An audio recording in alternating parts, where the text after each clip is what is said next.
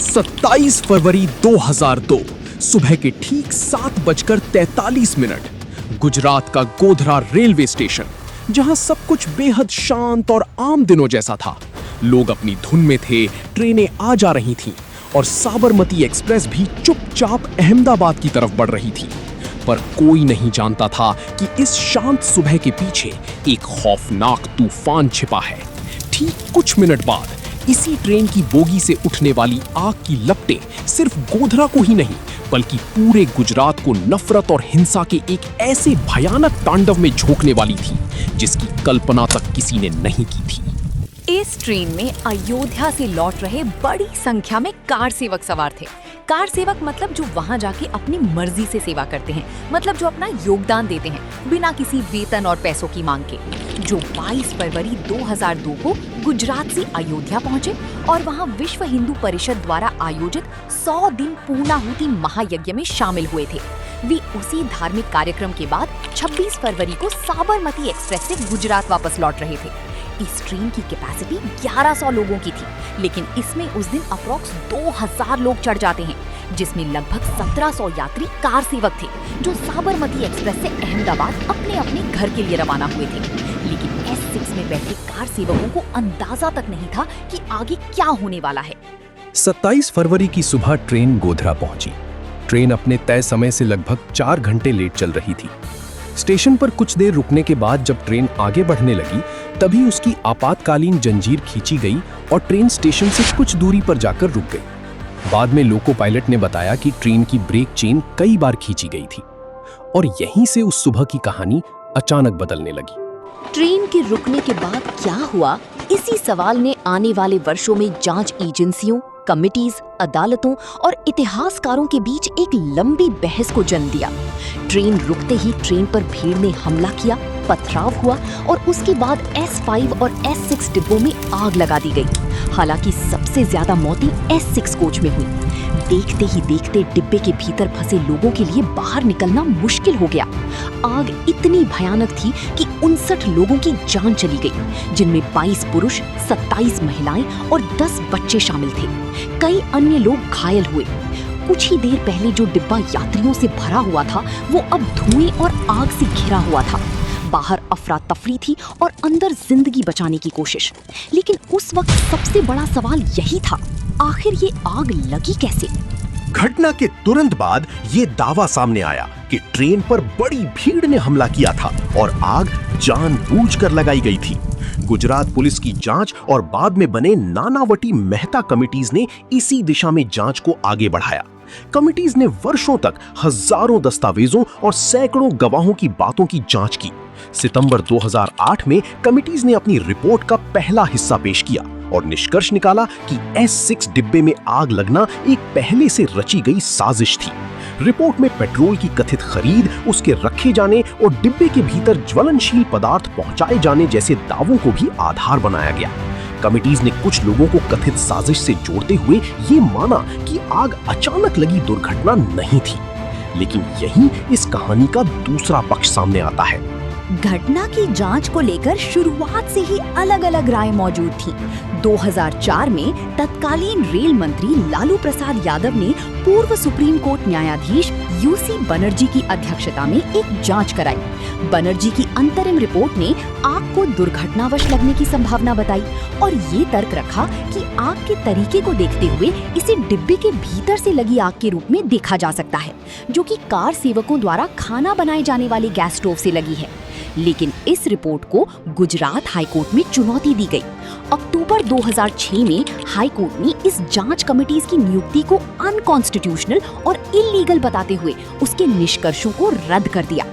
यानी आग के कारण को लेकर एक जांच कुछ और कह रही थी, जबकि दूसरी जांच बिल्कुल अलग निष्कर्ष तक पहुंच रही थी। और विवाद यहीं खत्म नहीं हुआ। कुछ स्वतंत्र जांचों और टिप्पणीकारों ने भी आग को दुर्घटना मानने की संभावना पर सवाल उठाए और कहा कि घटना की शुरुआत को लेकर निर्णायक सबूतों की व्याख्या अलग अलग तरीके से की गई। दूसरी तरफ गुजरात फॉरेंसिक साइंस लैबोरेटरी से जुड़ी जांच में ये निष्कर्ष बताया गया कि आग ज्वलनशील तरल पदार्थ के कारण लगी और आग डिब्बे के भीतर से शुरू हुई थी। इस तरह एक ही घटना के सामने कई अलग अलग दावे खड़े हो चुके थे। कोई इसे साजिश बता रहा था, कोई दुर्घटना, और इन दावों के बीच सबसे पीछे छूट रहा था वो सवाल जिसका जवाब 27 फरवरी की सुबह मरने वाले 59 लोगों के परिवार जानना चाहते थे। घटना के बाद मृतकों के शव अहमदाबाद ले जाए गए।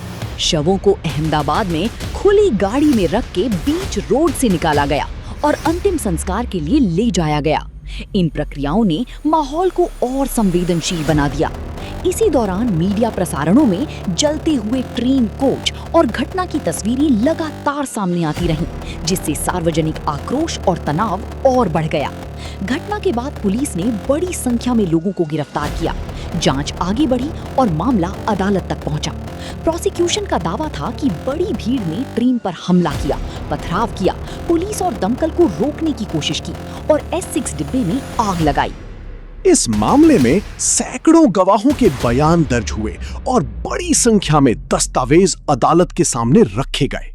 इस पूरी घटना और उसके बाद की हिंसा से जुड़े मामलों में लगभग 1500 FIRs दर्ज की गई थी, जो अलग अलग घटनाओं, स्थानों और पीड़ितों से संबंधित थीं और हिंसा की व्यापकता को दर्शाती थीं। मामला इतना संवेदनशील था कि इसकी सुनवाई लंबे समय तक चलती रही। कई बार कानूनी प्रक्रिया रुकी, कई आरोपियों के खिलाफ धाराओं को लेकर सवाल उठे और अंततः मामला विशेष अदालत तक पहुंचा। फिर आया फरवरी 2011। घटना के लगभग 9 साल बाद विशेष अदालत ने अपना फैसला सुनाया। अदालत ने 31 लोगों को दोषी ठहराया और 63 लोगों को बरी कर दिया, जिन्हें पर्याप्त साक्ष्य के अभाव में बरी किया गया था। अदालत का निष्कर्ष था कि ट्रेन में आग लगना एक साजिश का हिस्सा था। 11 दोषियों को मौत की सजा सुनाई गई, जबकि 20 को उम्र कैद मिली। लेकिन कहानी में अभी एक और बड़ा मोड़ बाकी था। जिन लोगों को दोषी ठहराया गया था, उनके साथ साथ बरी किए गए लोगों को लेकर भी मामला गुजरात हाई कोर्ट पहुंचा और 6 साल बाद अक्टूबर 2017 में हाई कोर्ट ने अपना फैसला सुनाया। हाई कोर्ट ने साजिश के निष्कर्ष को बरकरार रखा, लेकिन 11 लोगों की मौत की सजा को उम्र कैद में बदल दिया। बाकी 20 लोगों की उम्र कैद की सजा बरकरार रही। इस तरह 2011 में दोषी ठहराए गए सभी 31 लोगों को अंततः उम्र कैद की सजा मिली। दूसरी तरफ 2011 में बरी किए गए 63 लोगों को हाई कोर्ट ने भी बरी रखा। अदालत ने मृतकों के परिवारों के लिए मुआवजे का भी आदेश दिया। लेकिन इतनी वर्षों की जांच और अदालती फैसलों के बाद भी गोधरा की वो सुबह भारतीय इतिहास के सबसे ज्यादा बहस वाले अध्यायों में से एक बनी रही। क्योंकि इस घटना को सिर्फ एक ट्रेन में लगी आग के रूप में देखना पूरी तस्वीर नहीं बताता। 27 फरवरी 2002 को 59 लोगों की मौत के बाद गुजरात में तनाव तेजी से बढ़ा। आने वाले दिनों में राज्य के अलग अलग हिस्सों में भयानक सांप्रदायिक हिंसा हुई, जिसमें बड़ी संख्या में मुस्लिम लोग निशाना बने और भारी जान माल का नुकसान हुआ। आधिकारिक आंकड़ों के अनुसार गुजरात दंगों में 790 मुस्लिम और 254 हिंदू मारे गए। ये आंकड़े उस हिंसा में दोनों समुदायों की जानहानि को दर्शाते हैं और इसके अलावा बड़ी संख्या में लोग घायल, विस्थापित और प्रभावित हुए। गोधरा की आग और उसके बाद हुई हिंसा के बीच संबंध, प्रशासन की भूमिका और हिंसा को रोकने में सरकार की जिम्मेदारी, इन सभी सवालों पर वर्षों तक राजनीतिक, सामाजिक और कानूनी बहस चलती रही। 1 मार्च 2002 को बड़ोदरा की बेस्ट बेकरी में हिंसा के दौरान एक इमारत में आग लगा दी गई। वहां छिपे लोगों में से 14 लोगों की मौत हो गई। ये घटना गुजरात हिंसा के सबसे चर्चित मामलों में से एक बनी और बाद में इसके ऊपर लंबी कानूनी प्रक्रिया चली। इसके पहले भी गोधरा घटना के एक दिन बाद ही 28 फरवरी को गुलबर्ग सोसाइटी में आग लगा दी जाती है, जिसमें 69 लोग जल के मर जाते हैं। ये सब करते हुए सबका सवाल बस यही था कि क्यों उन 59 निर्दोषों को ट्रेन के अंदर जला के मारा गया। इसके पक्ष में बहुत लोगों ने ये भी कहा था कि गोधरा के स्टेशन में S6 के कुछ पैसेंजर्स ने स्टेशन के एक चाय वाले से पैसों को लेके के बहस कर ली, जिसके कारण लोग इकट्ठा होकर के पत्थर मारे, लेकिन आग हमने नहीं लगाई। लेकिन क्या कुछ ही मिनट्स में 2000 लोगों को इकट्ठा करना आम बात थी? ट्रेन की चेन बार बार खींचना इत्तेफाक था? नहीं, वो सच जो सब मानते हैं वो ये है कि राम मंदिर में हो रहे यज्ञ में इंडिया भर से कार सेवक गए और गुजरात से भी। और वैसे भी उस टाइम राम मंदिर की लड़ाई चलती ही रहती थी। 25 फरवरी को यज्ञ खत्म हुआ और साबरमती से 1700 कार सेवक गुजरात वापस जाने के लिए 26 तारीख को अयोध्या से साबरमती ट्रेन पकड़ी, जिसे एक रात पहले गोधरा में 20 पेट्रोल के कैन किसी बड़ी पहचान वाले आदमी द्वारा खरीद लिया गया, जिसको इस प्लान का मास्टरमाइंड भी कहा जाता है, फारूक भाना और रजाक कुकुर। फिर 2000 लोगों को पहले से तैयार किया गया।